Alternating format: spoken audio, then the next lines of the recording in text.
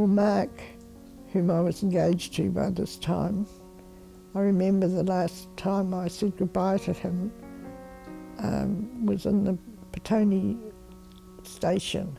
He was going back to camp and they were getting ready to go overseas on a troop ship. And I remember kissing him then, and I didn't kiss him again for about 50 years.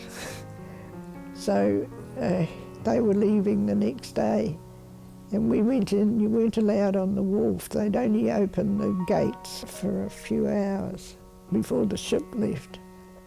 So his sister Pauline, who was a friend of mine, her and I went in, and they opened the gates, and because I could run fast and she wasn't too bad, we were first on the wharf, and we immediately saw them hanging over the ship's side.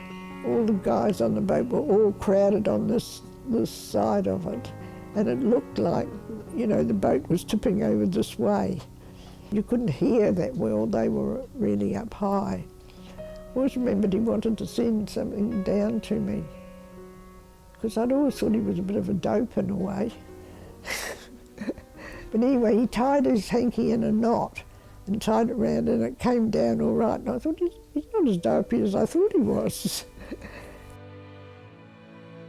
Anyhow, I was looking at where the ship was tied up, and without any fuss or noise or churning of motors or churning of waters, I looked down and I suddenly saw that the ship was silently easing out from the wharf.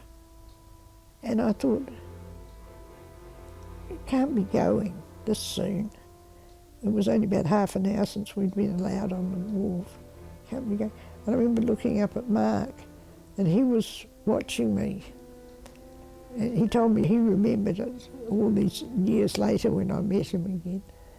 And I looked up at him and he nodded, you know, and I realised then that the boat was moving without any fanfare or...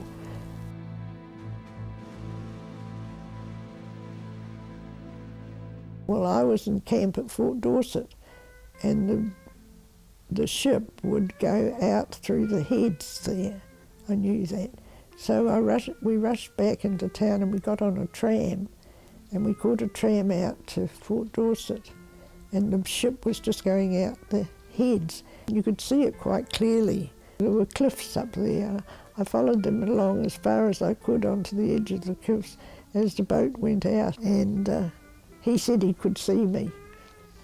And I remembered the song Blue Smoke.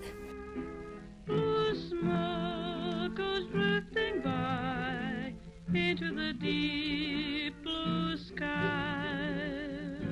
When I think of home, I watched it go all the way out till all I could see was a little wisp of smoke. And so that was Mark going off to war. But our engagement didn't last.